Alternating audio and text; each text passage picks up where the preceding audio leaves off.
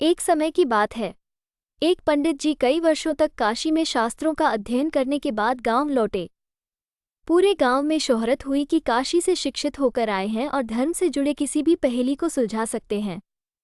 शोहरत सुनकर एक किसान उनके पास आया और उसने पूछ लिया, पंडित जी आप हमें ये बताइए कि पाप का गुरु कौन है।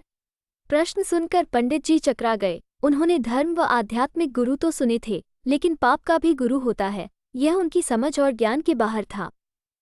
पंडित जी को लगा कि उनका अध्ययन अभी अधूरा रह गया है।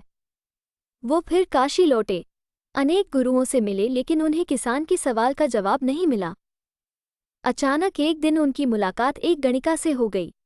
उसने पंडित जी से परेशानी का कारण पूछा तो उन्होंने अपनी समस्या बता दी। गणिका बोली, पंडित जी, इसका उत्तर है तो बहुत सरल है, लेकिन उत्तर पाने के लिए आपको कुछ दिन मेरे पड़ोस में रहना होगा। पंडित जी इस ज्ञान के लिए ही तो गणिका ने अपने पास ही उनके रहने की अलग से व्यवस्था कर दी।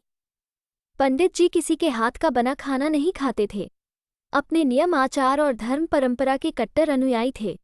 गणिका के घर में रहकर अपने हाथ से खाना बनाते खाते कुछ दिन तो बड़े आराम से बीते, लेकिन सवाल का जवाब अभी नहीं मिला। एक दिन गणिका बोली, पंडित जी, आपको भोजन पकाने में बड़ी तकलीफ होती है। यहाँ देखने वाला तो और कोई है नहीं। आप कहें तो नहा धोकर मैं आपके लिए भोजन तैयार कर दिया करूं। पंडित जी को राजी करने के लिए उसने लालच दिया, यदि आप मुझे इस सेवा का मौका दें तो मैं दक्षिणा में 5 स्वर्ण मुद्राएं प्रतिदिन आपको दूंगी। स्वर्ण मुद्रा का नाम सुनकर पंडित जी विचारने लगे।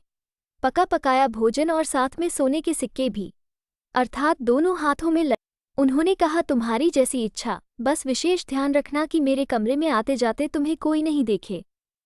पहले ही दिन कई प्रकार के पकवान बनाकर उसने पंडित जी के सामने परोस दिया।